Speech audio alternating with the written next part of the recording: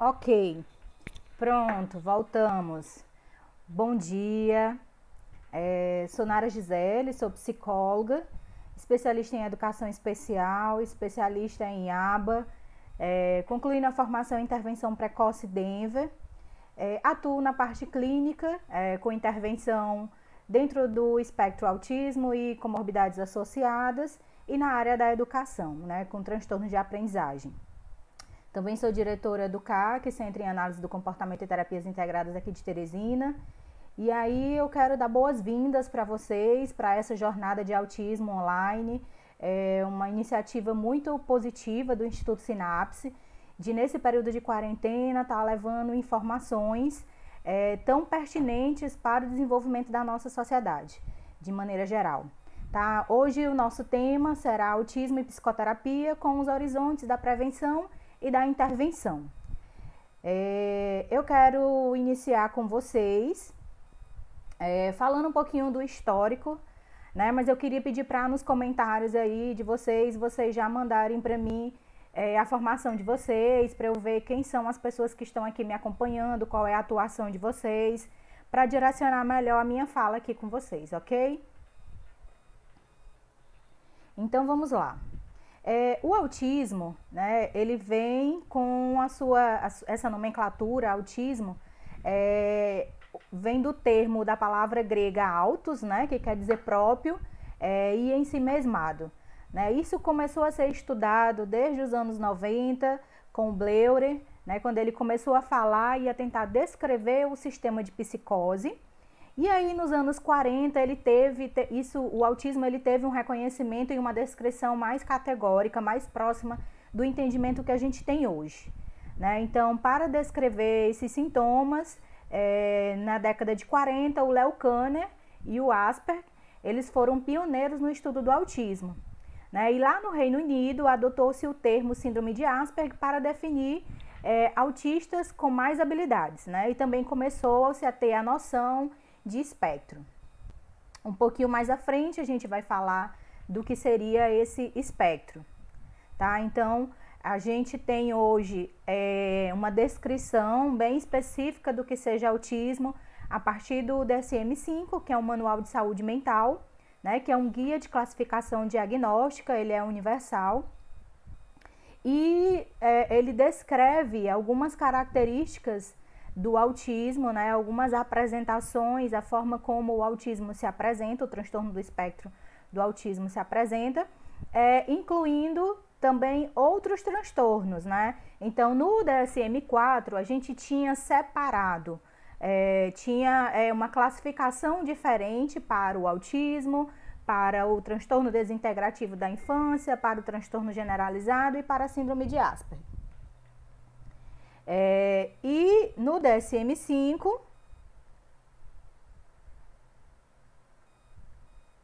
só perguntando aqui para o suporte técnico se tá ok, porque eu não consigo acompanhar o chat de vocês. E aí no DSM-5, isso tudo foi agrupado, foi fundido, e aí tem agora uma nomenclatura só, né, que é o transtorno do espectro autista, né, que muitas vezes a gente encontra aí com o nome TEA, transtorno do espectro autista. Mas o que seria mesmo esse transtorno do espectro do autismo? Né? É um transtorno do desenvolvimento neurológico, onde a condição de saúde ela é caracterizada por déficits na comunicação e no comportamento. Esses déficits da comunicação, ele inclui socialização, comunicação verbal e não verbal. E os comportamentos, ele inclui padrões de comportamentos restritos e de movimentos repetitivos. Tá? Então, quando a gente fala isso, parece que é muito simples diagnosticar o autismo e parece que ele é padrão.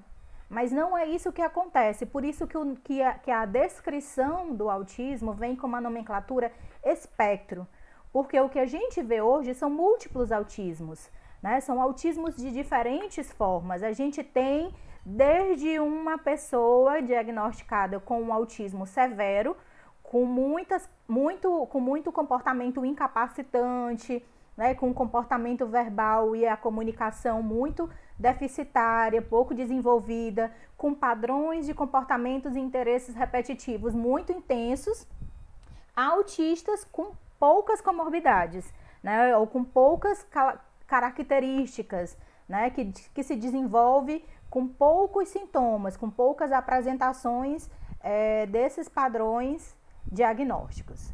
Né? Então, vamos identificar aqui quais são os déficits que o DSM-5 descreveu para a comunicação e para os comportamentos repetitivos.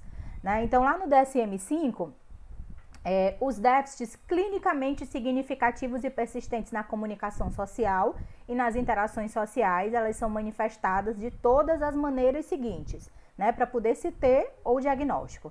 São déficits expressivos na comunicação não verbal e verbal usada para interação social, falta de reciprocidade social, que é aquele indivíduo que não tem interesse pelo outro, e aí eu vou falar um pouquinho desde criancinhas pequenas que fazem fuga de contato visual, que faz isolamento social, que não se enquadra dentro de um grupo, que não participa de atividades coletivas, que rejeita a aproximação de familiares ou outros parentes, ou até mesmo de pessoas estranhas, ou até mesmo de familiares, até aquela pessoa com autismo que é verbal, que é verbal oral, que dialoga, mas que não tem empatia, que não sabe demonstrar empatia, que diante de uma comunicação, ele não sabe fazer uma comunicação eficiente, ele não consegue entender o literal das coisas, né? Então, quando a gente fala de falha na comunicação, a gente vai desde aquela comunicação bem primitiva, não verbal, pouco funcional, até aqueles indivíduos com comunicação oral, mas que a comunicação não é eficiente, que ele não compreende piadas, que ele só entende estruturas muito rígidas, quando varia muito a topografia da apresentação de uma fala, ele já não compreende. Então, é por esses pontos que hoje a gente diz que a gente tem múltiplos autismos muito diferentes. Né? E é por essa razão também que uma intervenção ela tem que ser muito bem pensada para aquele indivíduo. Um plano de intervenção ele não pode ser aplicado para todas as pessoas só por terem o mesmo diagnóstico. Né? Também apresenta incapacidade para desenvolver e manter relacionamentos de amizades apropriados por um estágio de desenvolvimento. Outro ponto importante que a gente precisa observar e o indivíduo ele precisa pontuar para poder ter esse diagnóstico são os padrões restritivos e repetitivos de comportamentos, interesses e atividades manifestados pelo menos em duas, né, das maneiras abaixo. Então, lá no da comunicação, ele tem que apresentar, ele tem que manifestar comportamentos nos 3 pontos, no A, no B e no C. Já nos padrões repetitivos, ele precisa apresentar esse padrão de comportamento em apenas 2 dessas maneiras, né? Que seriam comportamentos motores ou verbais estereotipados ou comportamentos sensoriais comuns. O B seria excessiva adesão a rotinas e padrões ritualizados de comportamento e o C seriam interesses restritos, fixos e intensos, tá? Então, na hora de se fazer um diagnóstico, tem que se levar em conta todos esses padrões de comportamento, tá? Tanto de comportamento na comunicação, como de comportamentos de interesses e atividades restritas ou de comportamentos repetitivos. E aí, a ideia de espectro vem justamente disso que eu falei, né? De o autismo, ele está de um lado associado, né, de uma ponta, está associado a uma deficiência intelectual grave, com um desenvolvimento de linguagem muito comprometido, com padrões repetitivos e bem marcantes de comportamentos e déficits importante na interação sensorial, na integração social. E do outro lado, na outra ponta, né, tem o que a gente chamava antes de síndrome de Asperger, que os indivíduos não apresentam deficiência intelectual, eles não apresentam atrasos significativos de linguagem, eles apresentam alguns atrasos, né, apresentam mais marcado atrasos na interação social, né, por ser bizarra, bem peculiar, e sem movimentos repetitivos evidentes, tá? Então, é por isso que ele foi denominado de espectro, porque não tem como a gente delimitar de uma maneira bem uniforme a apresentação dessa síndrome, né? Não é como a síndrome de Down, por exemplo, que tem características fenótipas, que tem visível, a gente tem uma projeção de saúde muito visível. No transtorno do espectro autismo, a gente não consegue mensurar isso, a gente não consegue dimensionar isso, tá? E aí a gente vai passar agora um pouquinho mais adiante, que eu quero pontuar com vocês algumas características que comumente a gente encontra, né? Que é mais visível a olho nu, né? Então, como a gente já viu que fazer um diagnóstico não é tão simples, né? Exige um rigor, uma observação. E aí, ainda falando de diagnóstico, é importante a gente ter a compreensão de que um diagnóstico, para ele ser feito, ele precisa estar associado a um grupo de intervenções.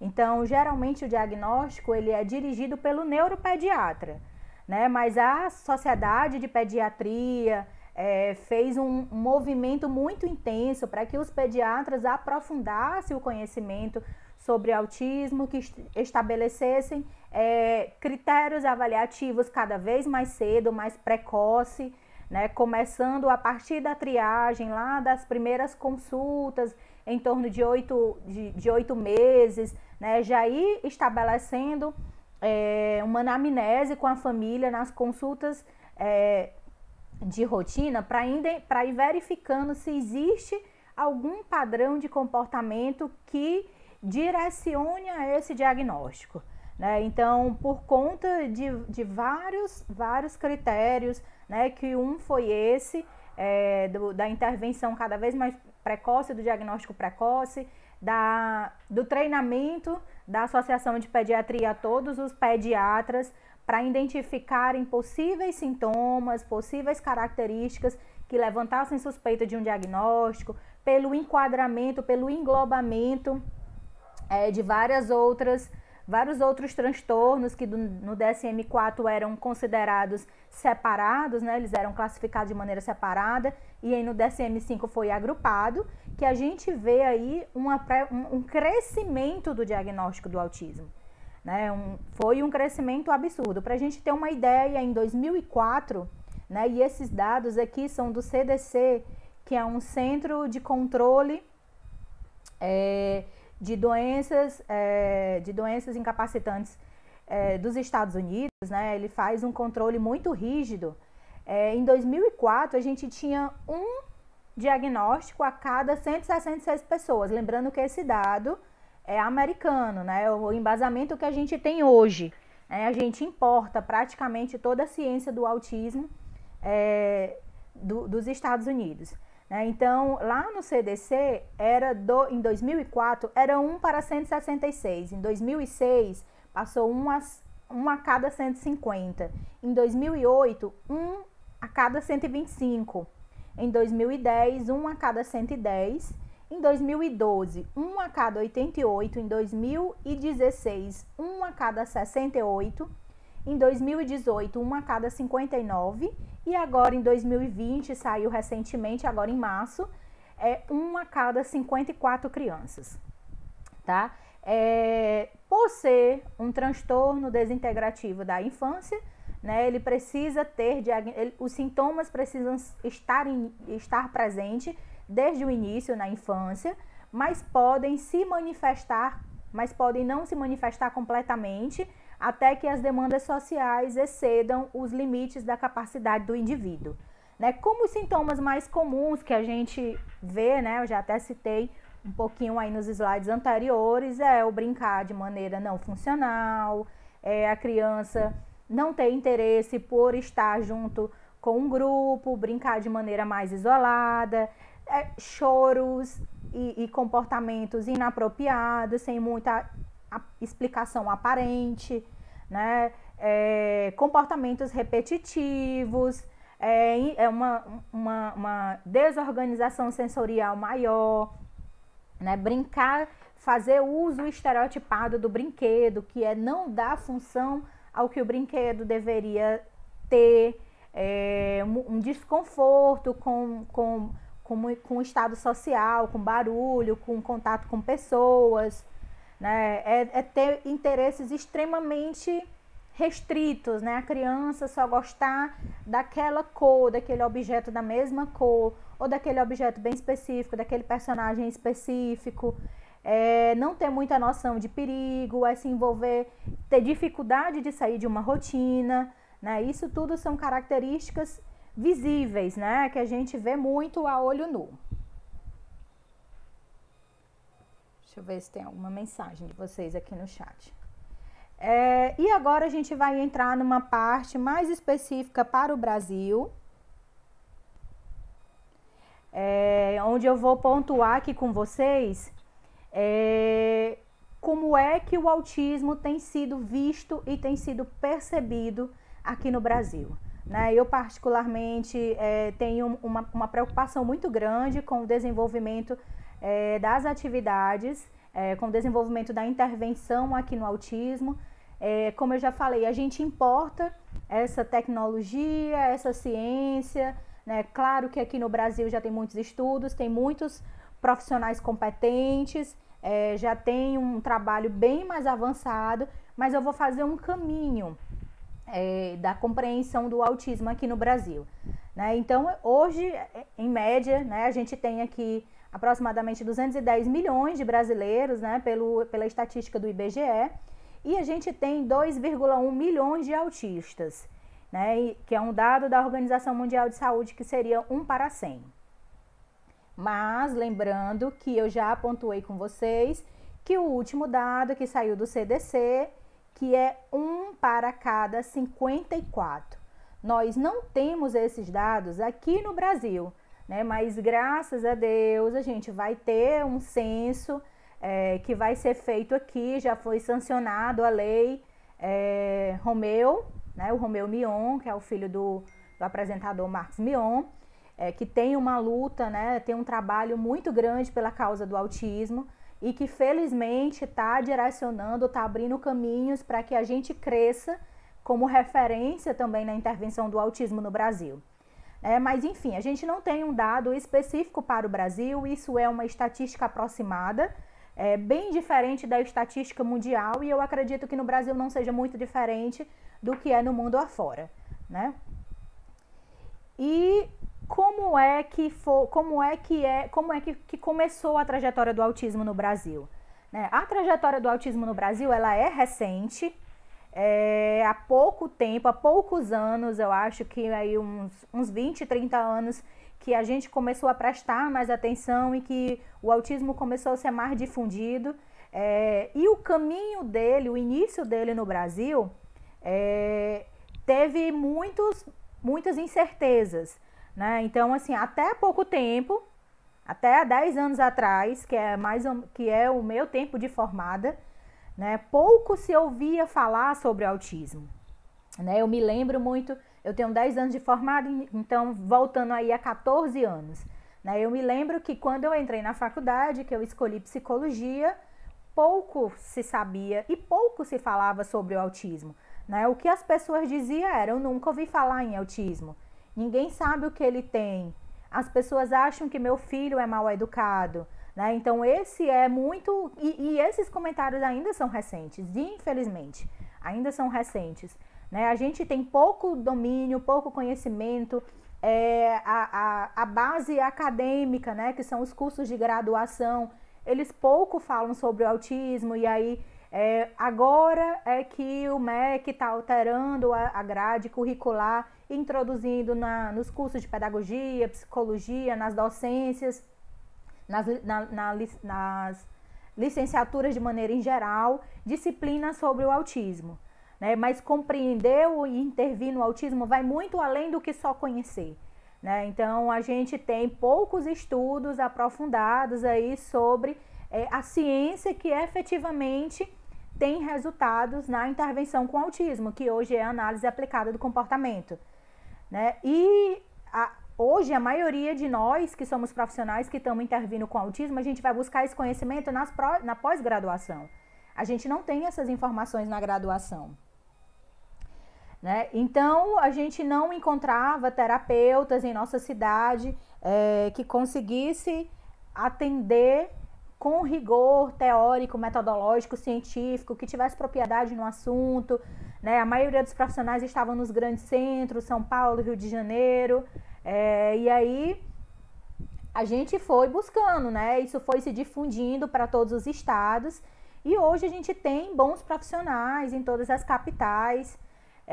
Meu filho é autista, mas não sei bem como é tratá-lo, e ainda hoje eu recebo no meu consultório todas essas colocações aqui com relação à família, quando eu recebo uma família recém-diagnosticada. Então, chega muito de não saber, eu nunca ouvi falar, foi a escola que me sinalizou, né? Foi a escola que disse, converse com seu pediatra. Geralmente é a escola, quando a criança entra na escola, é a escola que dá um encaminhamento para as terapias, né? Poucas vezes a gente recebe uma família que já conheça um pouco sobre, né? Que saiba falar sobre o autismo. E por conta disso, por a gente ainda ter que desmistificar muito o que seja autismo aqui no Brasil, né, que a gente tem um grande desafio, tá? Então, o nosso desafio é muito grande e a gente tem que fazer tudo isso ao mesmo tempo.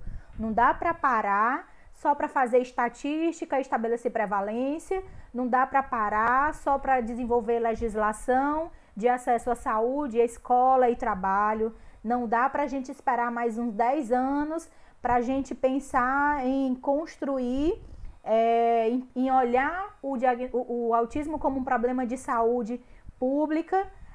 Não dá para a gente gastar muito tempo e só daqui a 10 anos intervir no tratamento ou fazendo diagnóstico precoce. Não, a gente precisa fazer tudo isso agora, né? E é isso que o Brasil tem feito recentemente, né? Os profissionais, eles têm buscado se capacitar, eles têm buscado fazer formação fora do Brasil e CBCBA, né, que é ter uma certificação em análise do comportamento aplicada para poder intervir no autismo.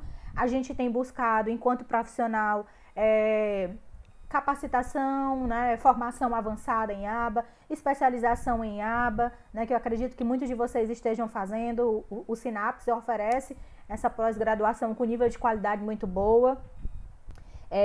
A gente tem buscado compreender e estudar as pesquisas recentes. Então, galera, vamos lá mergulhar no inglês, porque a maioria das pesquisas são em inglês. A gente tem agora caminhado para o censo, né? Então, recentemente, daqui a pouquinho a gente já vai ter o censo e nós vamos ter um dado de prevalência do autismo no Brasil. Os profissionais, os neuropediatras, os pediatras, eles têm compreendido melhor, têm estudado mais sobre o diagnóstico precoce. Muitas pesquisas sobre investigação e tratamento já têm sido levantadas, né? Então, a PUC, a USP, a UNB têm desenvolvido bastante pesquisas nessa área, né? O campo de análise do comportamento aqui no Brasil tem crescido bastante, tem se difundido. E os profissionais, eles têm buscado mais formação e capacitação para atender essa demanda. Então, esse é um desafio, mas esse é o nosso caminho, né? Fazer tudo isso ao mesmo tempo, tudo junto e misturado.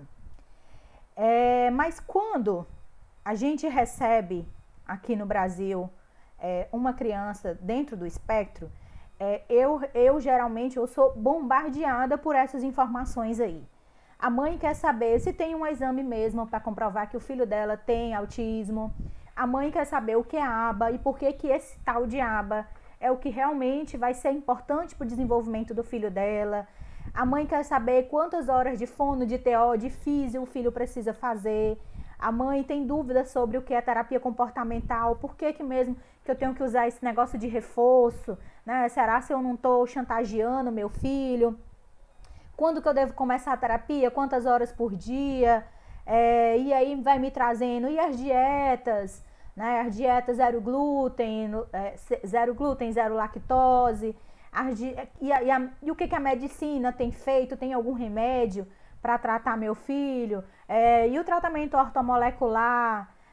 E aí os exames genéticos de DNA que hoje os neuropediatras estão pedindo para todo mundo, né? Então, quando chega a criança com um transtorno, que é diagnosticado com transtorno do espectro autismo, então já começa a questionar e investigar, fazer uma avaliação genética da criança.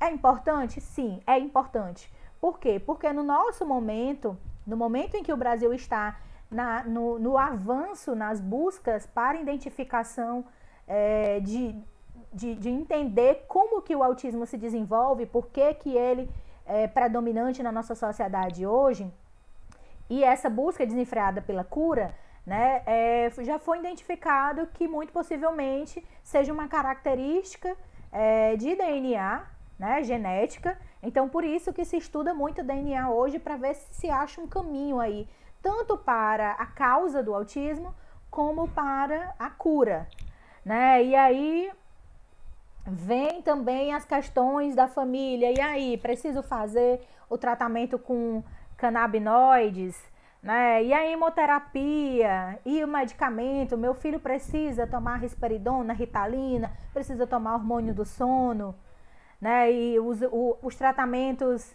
de ozonioterapia. Então, assim, gente, são milhares de terapias, milhares de indicações, milhares de tratamentos que se tem hoje. Mas se a gente, enquanto Brasil, desejamos crescer e ser referência na intervenção e no tratamento do autismo, a gente precisa separar mitos de verdade, tá? Então, a gente separar mito de verdade é a gente se respaldar na intervenção com práticas fundamentadas em evidências científicas, em testagem, em experimentação, né? E aí eu trouxe para vocês aqui os dados do National Autism Center.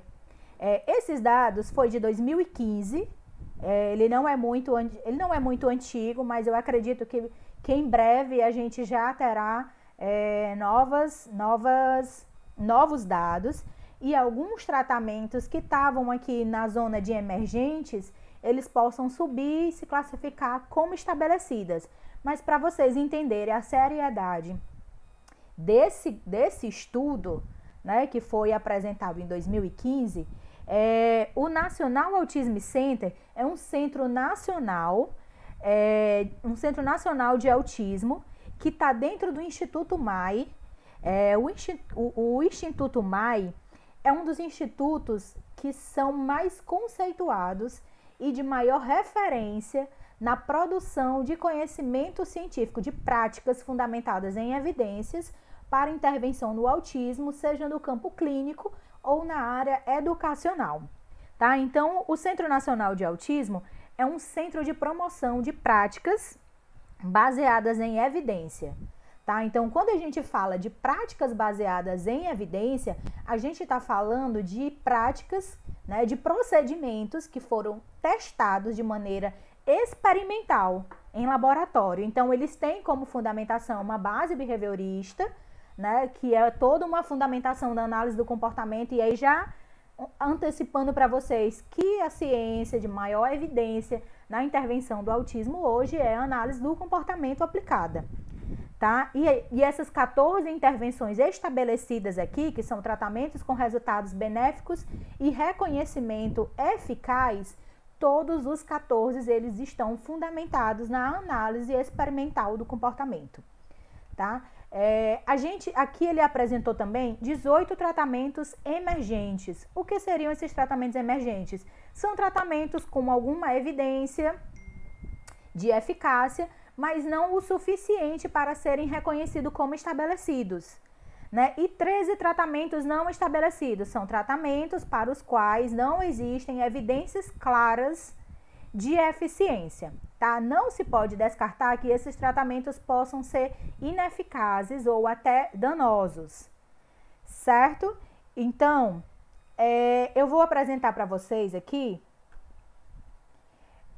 as 14 intervenções que foram descritas como como estabelecidas, tá? A primeira é o behavioral, a intervenção comportamental behaviorista, né? É a terapia cognitiva comportamental, número 2. O número 3 é a terapia comportamental aplicada, ABA. O número 4 é comportamento verbal, né? O treino de comportamento verbal baseado nos estudos de Skinner, né? Então, ao pé da letra, traduzindo, é o treino de linguagem. Mas esse treino de linguagem quer dizer comportamento verbal, estimulação da fala, o treino da linguagem, né? Que aqui no Brasil a gente usa os fundamentos da análise do comportamento aplicada, fundamentado no desenvolvimento do comportamento verbal de Skinner, tá? Modelagem, o que é modelagem? É uma técnica interventiva, é um procedimento de ensino onde a gente vai aproximando gradativamente o comportamento do indivíduo para o comportamento assertivo, né? Então a gente vai corrigindo até que ele chegue ao objetivo específico, né? O treino naturalista, né, que é um treino fundamentado nos princípios da análise do comportamento dentro do ambiente natural, tá? E dentro desse treino naturalístico, hoje, a gente tem os estudos do Denver. O treino parental, que é o número 7, que é de fundamental importância, né? É de fundamental importância o treino parental, a gente ensinar os pais por que o filho está se comportando daquela maneira, qual é a função do comportamento, a gente ensinar como é que o pai deve consequenciar o comportamento do filho, como é que o pai reforça negativamente um comportamento, ou ele reforça positivamente um comportamento. O treino entre pares, né, que é muito importante para o desenvolvimento de habilidades sociais, que é o número 8. Né? Esses dois que estão de vermelhinho aí são os que eu considero mais importantes, tá? Treino comportamental também aplicado, né, que é o número 1. Também considero de extrema importância. Os treinos pivotais, número 10, organização de rotina. É extremamente necessário hoje para a gente avançar na intervenção de uma criança dentro do espectro que tem muita dificuldade de sair da rotina, que tem muito engajamento em padrões repetitivos, que a gente estabeleça uma rotina que organize o dia, que a gente ensine os pais a dar conta dessa rotina. O número 11 é um treino roteirizado, então a gente tem observado que a gente consegue ensinar muitas atividades da vida diária a partir de treinos roteirizados, né? Eu acredito que vocês já devam ter visto uma sequência de imagens, um passo a passo, né, que é um encadeamento de tarefas de como que o indivíduo deve, por exemplo, se vestir, tomar banho, cortar o cabelo. Então, a partir daí, ele tem um passo a passo do que fazer, organizar uma mesa, dobrar uma roupa, arrumar seu guarda-roupa, né? Eu particularmente trabalho muito com isso. O número 12 é o autogerenciamento. Então, o autogerenciamento é a gente ensinar o indivíduo a dar conta das suas ansiedades, dos seus medos, dos seus desejos, ele aprender a identificar alguns sinais de que ele vai se desorganizar. O número 13 é o treino de habilidades sociais, o Social Skill Training. É o treino de habilidades sociais, que a gente ensinar habilidades que favoreçam a integração desse indivíduo na sociedade, né, como cordialidade, cumprimento, iniciar, desenvolver e finalizar uma conversa, saber passear no shopping, né? Então, o treino de habilidades sociais é muito importante. E a construção de ensino por histórias sociais. Então, assim, eu acabei de mudar de ideia aqui e eu acho que a gente tem como importante também esses dois últimos são muito, muito importantes, né? Na hora que eu estava montando os slides, eu não me atentei para o quanto que eu uso isso, tá? Então, vamos lá. Análise do comportamento aplicada é a primeira ciência com maior resultado e eficácia na intervenção do autismo.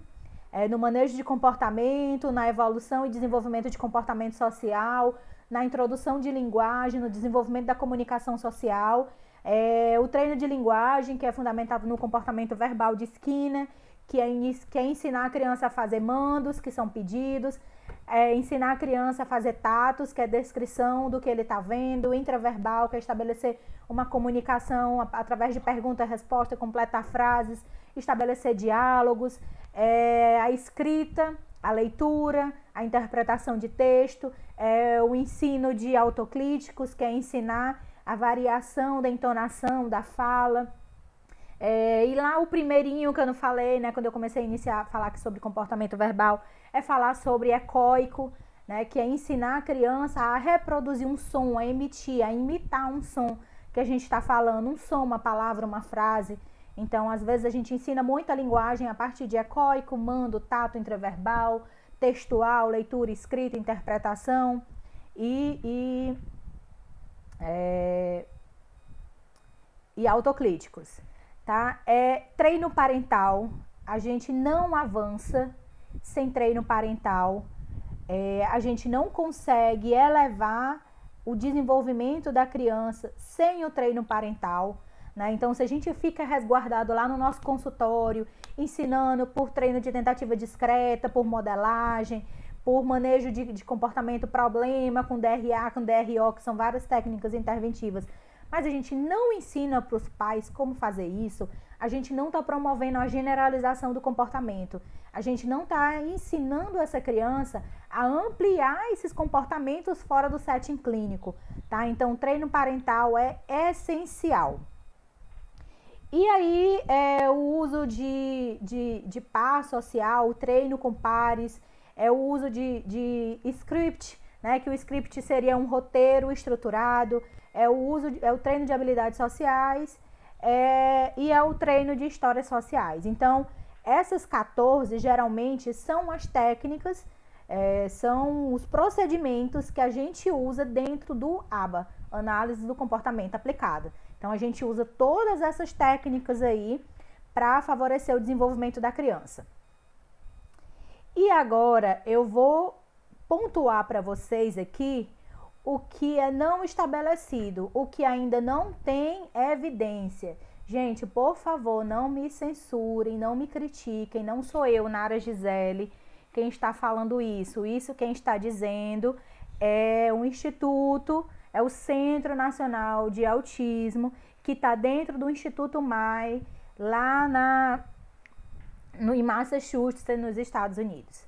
Tá? Então, não sou eu que estou dizendo. Muito possivelmente, alguns desses daqui, que lá em 2015 foram nomeados como não estabelecidos, como classificados como não estabelecidos, podem daqui a algum tempo estar dentro dos estabelecidos, mas ainda não está, embora eu tenha visto aqui um movimento muito grande da integração sensorial, eu tenho visto um movimento muito grande, muitos estudos aí do floor time, das dietas free, glúten e caseína, tem muitos estudos aí se desenvolvendo, tá? Mas ainda não foram reconhecidos como ciências ou como práticas fundamentadas em evidências científicas.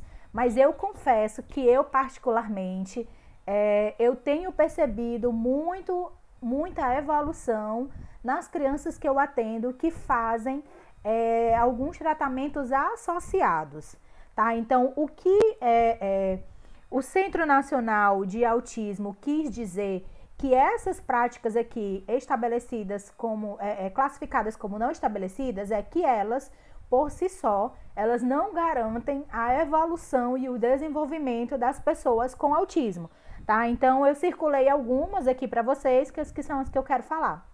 Então, terapia de choque, né, que é essa primeira, tá descartada, totalmente descartada, não tem nenhuma fundamentação científica, fundamentada em princípios científicos para o desenvolvimento do autismo.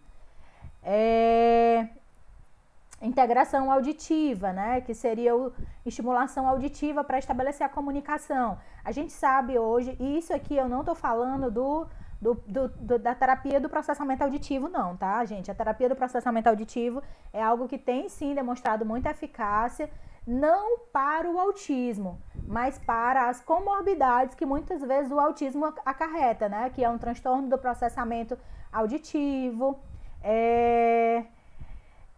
comunicações, facilitadores de comunicações. A gente tem usado muito comunicações alternativas, né? Que no caso é o PECS. E o PECS tem favorecido, sim, o desenvolvimento da comunicação, mas ainda não foi estabelecido pelo Centro Nacional de Autismo como uma prática fundamentada em ciência. Dietas, né? Glúten, zero glúten, free glúten, lactose. Intervenções baseadas em movimento, de for time, em terapia sensorial, aromaterapia, terapia cognitiva, terapia com animais, com terapia assistida por animais, né? Então, essas que são hoje muito conhecidas aqui no Brasil, ainda não são reconhecidas como práticas fundamentadas em evidências científicas, mas eu quero reafirmar que a gente tem muitos estudos hoje positivos no desenvolvimento de tecnologias assistidas pela integração sensorial e tecnologias assistidas pela educação física e psicomotricidade no desenvolvimento do autismo, certo? E particularmente são terapias hoje em que fazem parte do meu centro, né? Porque a gente tem dados bem recentes aí de que essas terapias fundamentadas na prática no ABA, né? Então, os profissionais que atuam comigo hoje, eles são especialistas em ABA e eles estão dirigindo suas práticas interventivas fundamentadas nos princípios da análise do comportamento, né? E eu acredito que em breve essas passem para o campo das estabelecidas, tá? Agora vamos falar, só reafirmar aqui alguns mitos que a gente precisa descartar aqui no Brasil, tá? Então, é o mito que o autismo tem cura. Uma pessoa com autismo, ela vai ser para sempre uma pessoa com autismo. O que pode ter hoje, que muitos estão chamando de saiu do espectro, é que a pessoa, após várias intervenções eficientes, fundamentadas no ABA, na análise aplicada do comportamento, ela reduziu tanto a apresentação das características, né? Ela teve uma adaptação, um desenvolvimento tão adaptativo que ela já não manifesta com clareza aqueles sintomas, com clareza, com intensidade, né? Mas ela continua sendo autista. Terapias fundamentadas em quelação, ozonioterapia, hiperbárico, não são práticas fundamentadas, então é um mito, não trazem a cura do autismo. Recentemente, gente, ano passado, a gente teve muito isso, né? Intervenção em crianças autistas com MMS. Não tem cura, não traz evidências, não traz benefícios. Dietas, também não. Então, tudo isso é mito, tá? A nossa prática, ela tem que estar fundamentada em evidências, que são essas 14 práticas aqui que eu apresentei para vocês. E aí, no Brasil, a gente precisa urgente estabelecer prioridades, né? Como eu falei, a gente precisa fazer tudo aquilo junto e misturado.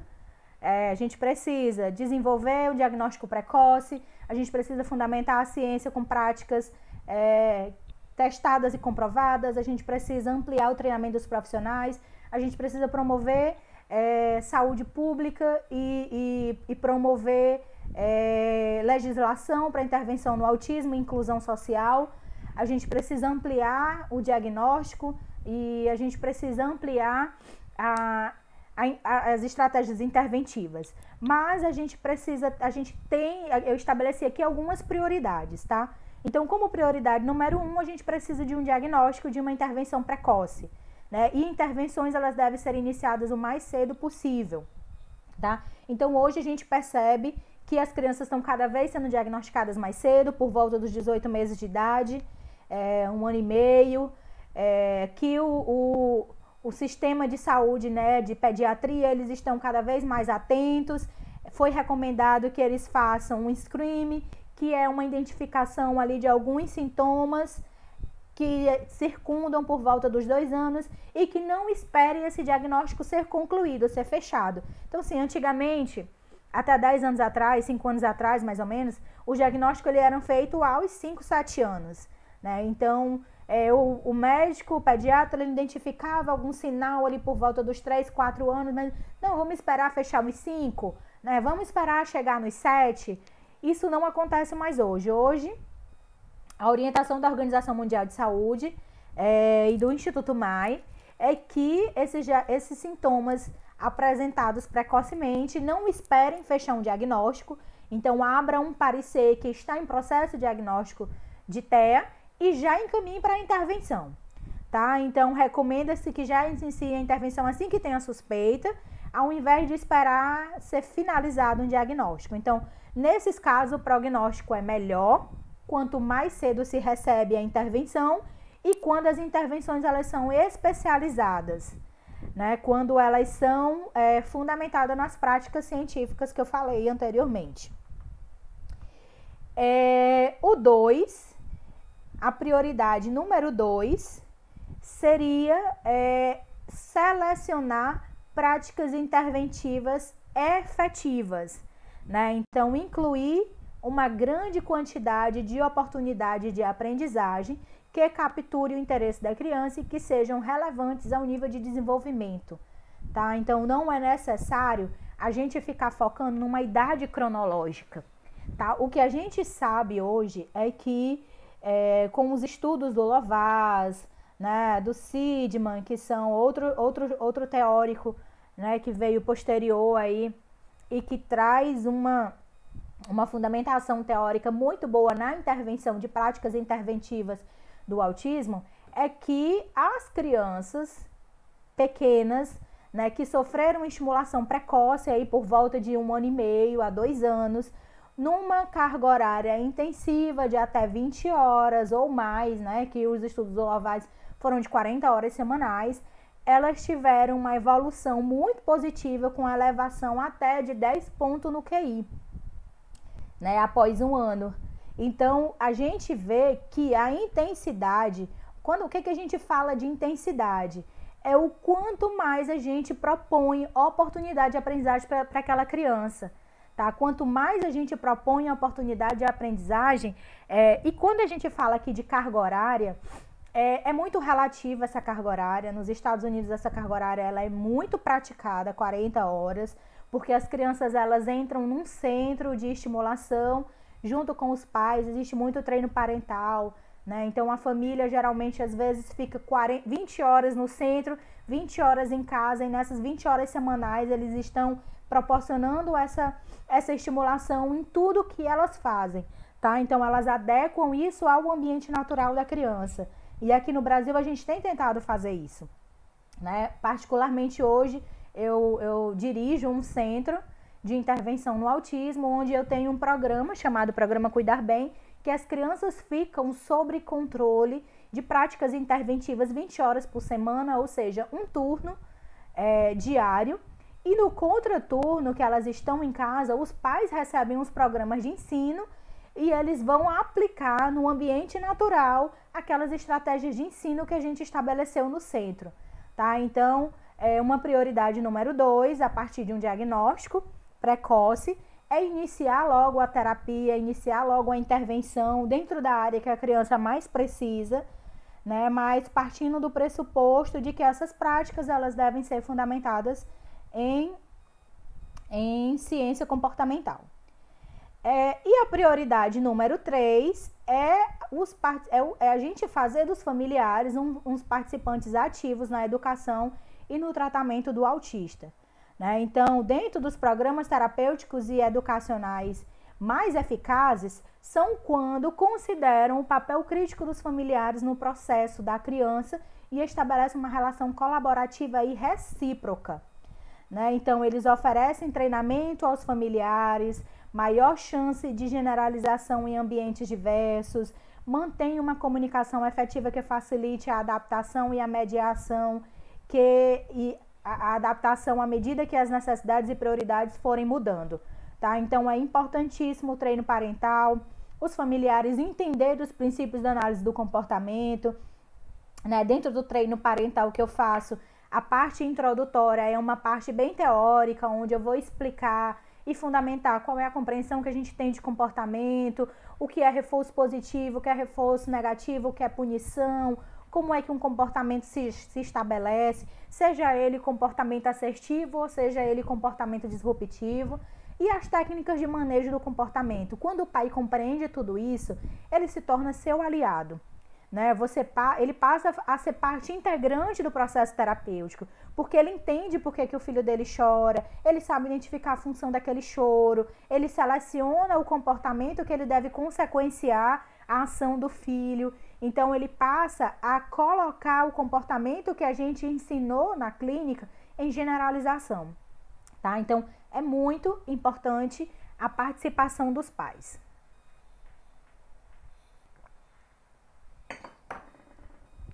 Deixa eu olhar aqui se tem alguma pergunta, porque eu já estou chegando ao final da apresentação dos slides.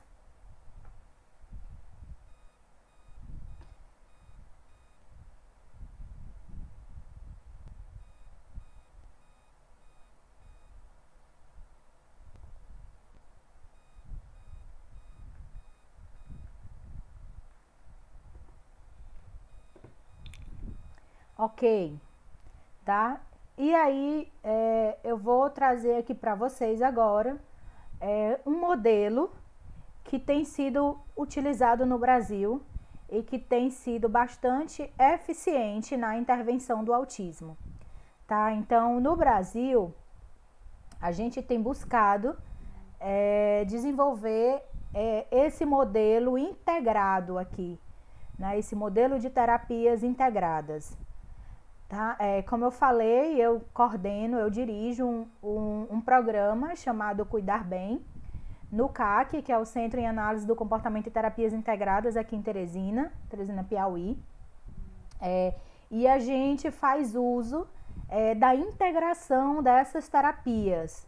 Tá? A gente preza por um grupo, um arranjo de terapias, todas fundamentadas em práticas científicas da análise do comportamento aplicada, para desenvolver um repertório, desenvolver habilidades no indivíduo de maneira global. Tá? Então, a gente recebe a criança, a gente faz a avaliação dessa criança e a partir da avaliação, a gente identifica que áreas do desenvolvimento estão mais comprometidas, tá? Então, a gente usa protocolos americanos, a gente usa o que há de mais moderno aí nas avaliações de rastreio, VB-MAP, o Vineland, o Social Skill, né, que é para fazer um levantamento de habilidades sociais, de habilidades adaptativas, e aí a gente desenvolve um currículo de intervenção, tá? Esse currículo de intervenção, ele vai ser baseado na comunicação, vai ser baseado nas estratégias de sucesso à escola, ele vai ser baseado em habilidades lúdicas e treino de habilidades sociais, estratégias de treino parental, e tudo isso vai convergir, vai se comunicar diretamente com a fonoaudiologia, a terapia ocupacional e a fisioterapia. Tá? Então, a gente vai olhar para o indivíduo de maneira global, tá? Aqui, dentro das terapias, né, a gente também trabalha com a musicoterapia, aqui na comunicação, que eu esqueci de colocar.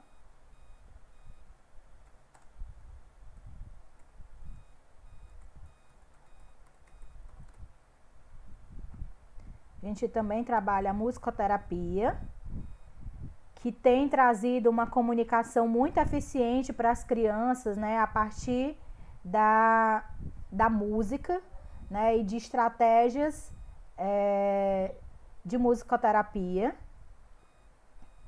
E também a gente trabalha aqui a psicomotricidade, né, através de atividades de atividades físicas.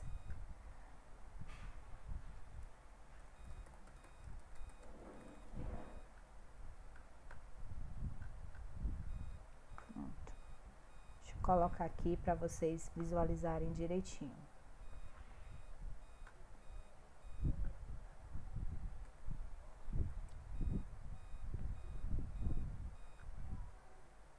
Opa!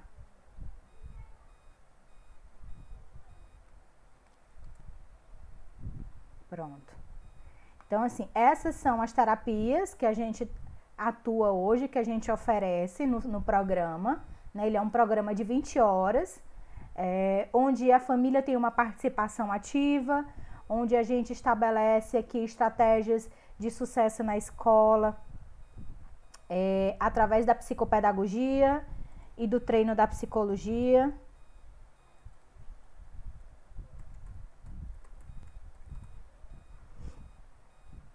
Onde a gente estimula a comunicação através da fonoaudiologia e da musicoterapia.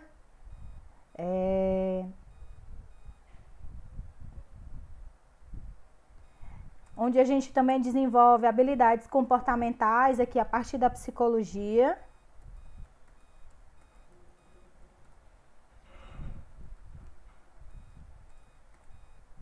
E aí dentro desse centro aqui tá a psicologia, terapia ABA.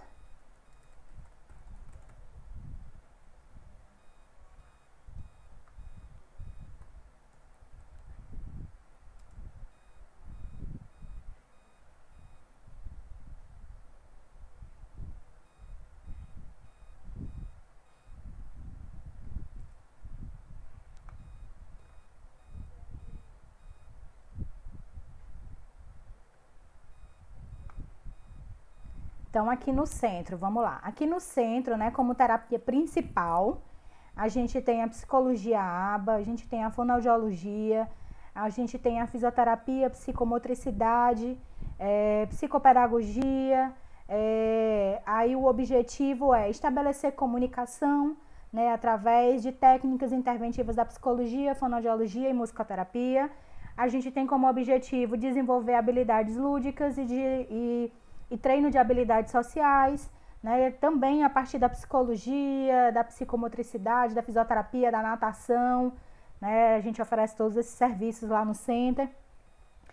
Desenvolver estratégias para o sucesso na escola a partir da psicopedagogia, do treino de habilidades acadêmicas com a psicologia, no treino de linguística e fonética com a fonoaudióloga, no treino de escrita com a psicopedagoga, ou com a terapia ocupacional, ou com a fisioterapia, ou com a psicomotricista, né? E estratégias de treinamento e intervenção para os pais, a partir do treino parental, que também é feito pela psicóloga. O treino parental também pode ser feito pela fonoaudióloga para desenvolver estratégias de comunicação eficiente. Também pode ser feito pela terapeuta ocupacional para ensinar regulação sensorial em casa. Também é feito pela fisioterapeuta para ensinar estratégias motoras de como o pai desenvolver isso em casa, pela psicomotricista, pela psicopedagoga para estimular estratégias para o pai resolver essa tarefa de casa quando for preciso, né? E aí todas essas terapias estão inclusas no programa e a criança faz uma avaliação e a gente estabelece um currículo de intervenção bem estruturado para ela. Tá? E dentro desse currículo vão ter treinos que envolvam todas essas áreas. Tá? Então, esse tem sido um dos modelos mais eficientes aqui no Brasil. Embora seja um modelo ainda muito prematuro, está nascendo agora, está se desenvolvendo agora. O que a gente mais encontra e o que está mais forte são as terapias isoladas, né? Então, o pai, ele sai do diagnóstico do neuro e aí ele tem lá no diagnóstico uma prescrição de intervenção ABA, né? Então procure um psicólogo, fonoaudiologia e terapia ocupacional. E aí o pai vai e procura um profissional aqui, um profissional em outra clínica ou em outro espaço. E aí eles desenvolvem essas terapias com pouca comunicação, né? Então, a gente tem visto que isso tem atrasado o desenvolvimento, né? Que essa falta de comunicação entre os profissionais tem gerado um atraso do desenvolvimento. Ele poderia ter sido muito mais emergente, abrangente, dentro de um tempo menor, se todos os profissionais tivessem uma comunicação efetiva, né? Então, o que a gente tem visto aí são equipes multiprofissionais, né? Onde cada um trabalha no seu canto e se encontram esporadicamente a cada 3 meses ou 6 meses para juntar o resultado de suas terapias. O que eu proponho aqui no programa Cuidar Bem é um trabalho em equipe, numa equipe transdisciplinar, ou seja, onde o cliente ele é o centro desse processo e todos os profissionais eles são corresponsáveis por esse desenvolvimento. Então aqui no centro a gente tem todos os profissionais e o cliente, e aqui nas laterais, juntos, integrados a esse centro, a gente tem um grupo de programas que são desenvolvidos pela equipe, né, coordenado por um chefe da equipe, seja que no meu caso eu sou psicóloga, e a gente vai somar conhecimentos, tá? A gente tem uma comunicação estreita, a gente tem um atendimento sobre supervisão constante, a equipe é integrada, a gente constrói o currículo junto, a partir da somatória das avaliações individuais de cada área, e aí a gente dialoga semanalmente sobre a evolução, tá? Então, quando a gente estabelece uma meta, essa meta ela é responsabilidade de todos os terapeutas, porque a meta ela é integrada, tá? Ela não é dissociada, né? Ah, eu vou desenvolver tal área, você vai desenvolver a comunicação, eu vou desenvolver a integração sensorial, daqui a 6 meses a gente se junta. Muita coisa acontece nesse tempo, muita coisa acontece nesse caminho que diz respeito à integração dessas terapias. E se não existe essa comunicação, verdadeiramente se está perdendo tempo, tá? Porque só daqui a 6 meses que a gente vai parar para falar de um problema que já aconteceu há 3, 4 meses.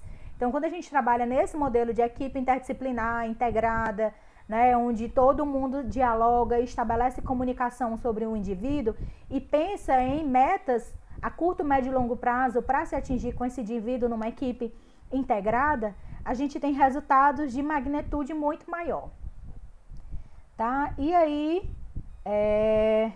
a gente sabe que nós temos um quebra-cabeça ainda muito grande para ser montado, mas a gente está caminhando sim, a gente está desenvolvendo cada vez mais pesquisas, mais pesquisas com práticas interventivas, né? Mais pesquisas na área agora aplicada, né? A gente já tem muitos trabalhos sobre práticas interventivas com resultados extremamente eficientes, com programas de ensino eficiente, mas tudo isso tem que ser planejado de maneira bem individualizada para o cliente de vocês, tá? Eu vou abrir agora espaço aqui para os comentários e os questionamentos de vocês. Deixa eu dar uma olhadinha aqui o que é que o suporte me mandou.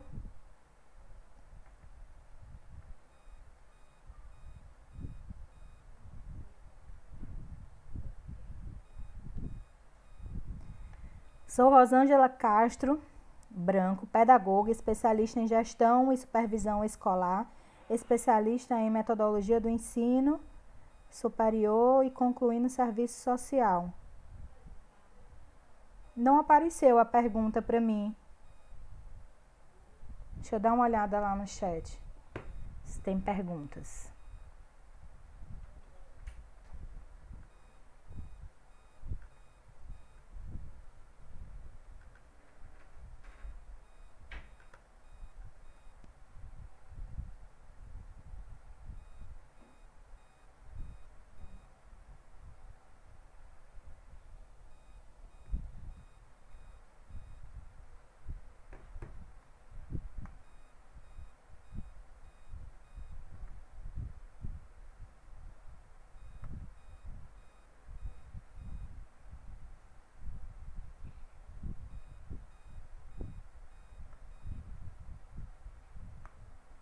Gente, eu não consigo ver o chat de vocês.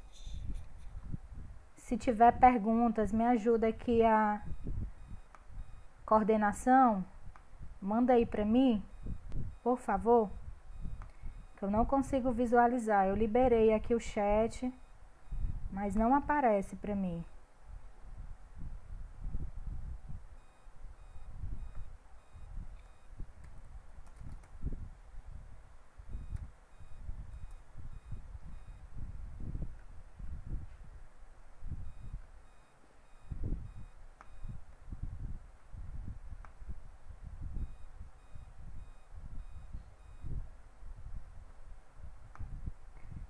Bom, gente,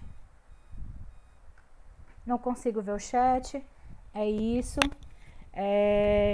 Agradeço a audiência de todos. Vamos permanecer aí nessa jornada de autismo online, produzido aqui pelo Instituto Sinapse, que é um avanço muito positivo, que traz nesse momento de reclusão social muita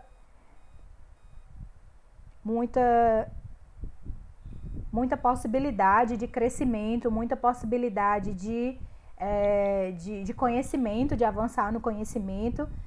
Eu espero ter contribuído a vocês com vocês. Agradeço aqui os comentários, os bons dias. E sigamos, tá? Eu vou finalizar aqui a minha participação e vou ficar aqui com vocês no chat uns 10 minutinhos. Caso alguém me pergunte alguma coisa, eu vou estar disponível para responder.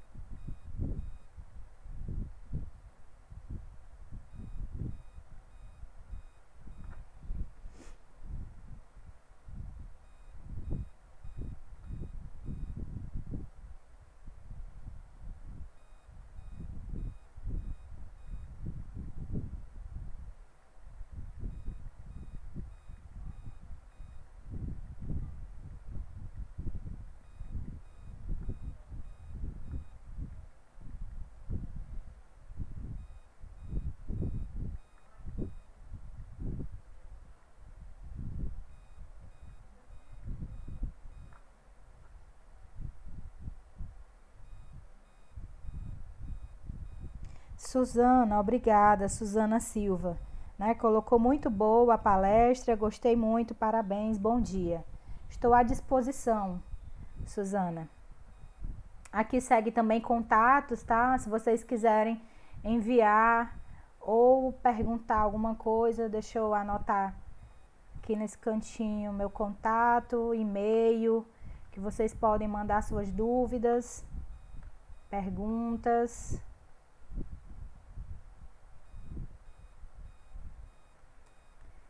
Quem quiser anotar aí meu contato, vou inserir uma caixinha de texto bem aqui para deixar meu contato e e-mail, caso alguém depois queira me mandar alguma pergunta ou dúvida.